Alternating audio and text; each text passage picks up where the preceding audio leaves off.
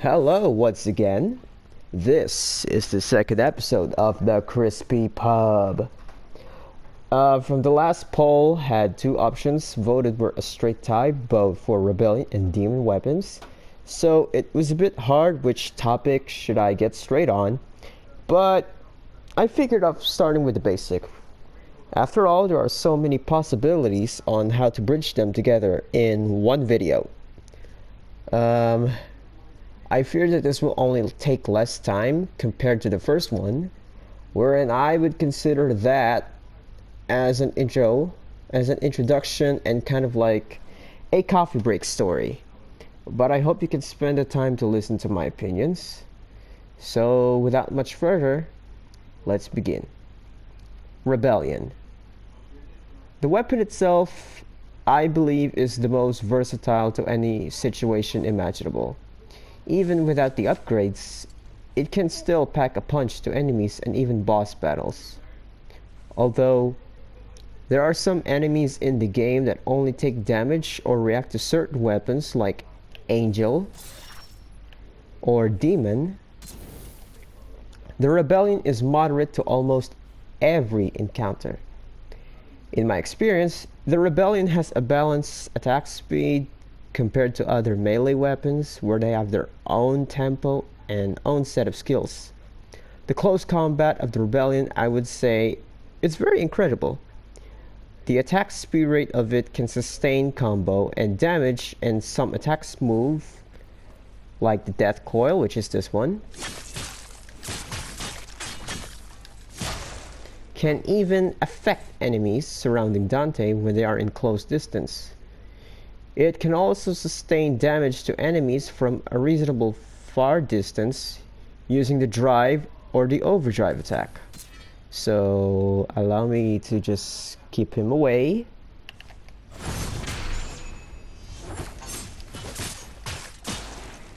And those are the only attacks that can deal damage to someone from afar if you're gonna use only the Rebellion.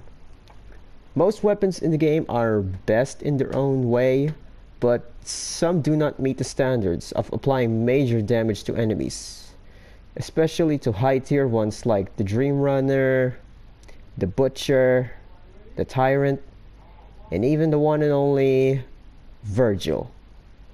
But make no mistake, the Rebellion alone can still do killing strikes to elemental enemies like the Knights, Death Knights, Frost Knights, Hell Knights, and not to mention that stupid witch. I would highly recommend to understand and observe enemy pattern and their behavior, because the higher the difficulty you're playing, the more they become aggressive and powerful.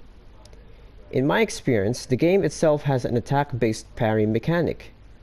Dante cannot block enemy attacks, so the options you get are either evading or parrying. Compared to other weapons, like the Osiris, it can parry almost every enemy attack, including projectiles, but its animation has a delay. The Rebellion may have less parry frames compared to the Osiris, but its attack speed rate stimulates faster. For example, the Hunter's Dagger attack, any melee weapon available in the game can parry it, leaving the Hunter staggered for a short duration.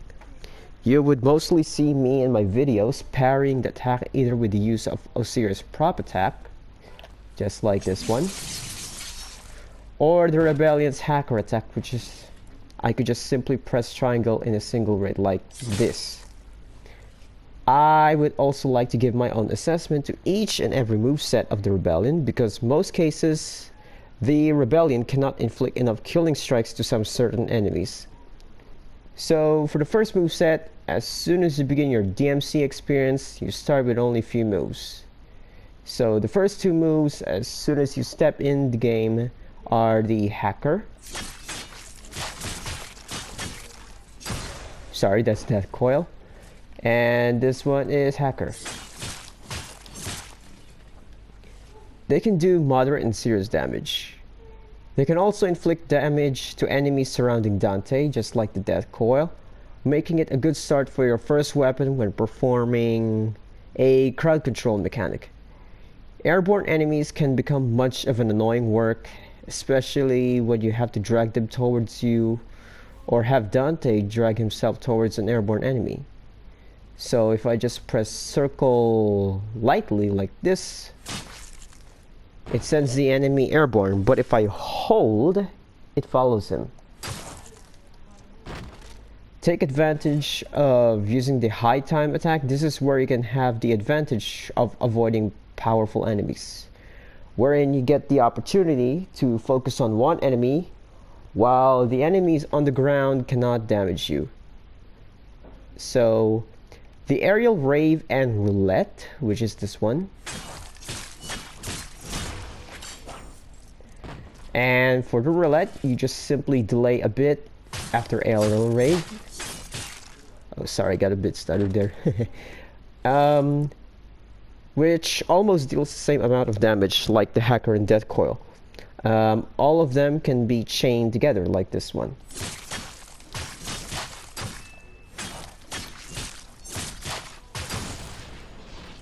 So for the last strike, the one that you see there is the Helmbreaker. I usually end my combos using the Helmbreaker. Most of my attacks, especially when I try to achieve an triple S rank on the style score, I mostly finish my combo moves with the Helmbreaker attack. So if I'm gonna go like this, that's how I do it. I sometimes do that.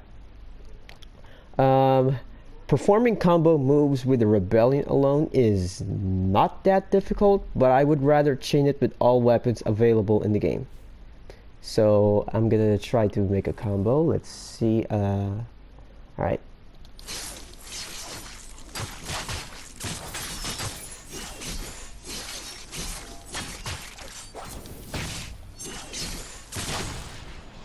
Alright, so that was just an example. At this moment, I feel like the Rebellion has the least amount of disadvantages compared to other weapons in the game that I will soon be focusing on the next episode of the Krispy Pub. If I'm gonna give the Rebellion a rating in a scale of 1 to 10, I will give it a solid 10. The weapon is universal for all enemies that you fight in the game, although some of it can stimulate less due to the fact that they have certain elements like angel or demon. It can still pack a punch. I hope you guys enjoyed this episode, even though it's short, and I'm not really sure if that makes some certain sense if you understand what my opinions are. And I'm going to look forward for the next topic to focus on. Please stay tuned for the poll. Stay tuned and updated for the next voting session in the community poll. Don't forget to click like and please hit the subscribe button. So, see you soon again.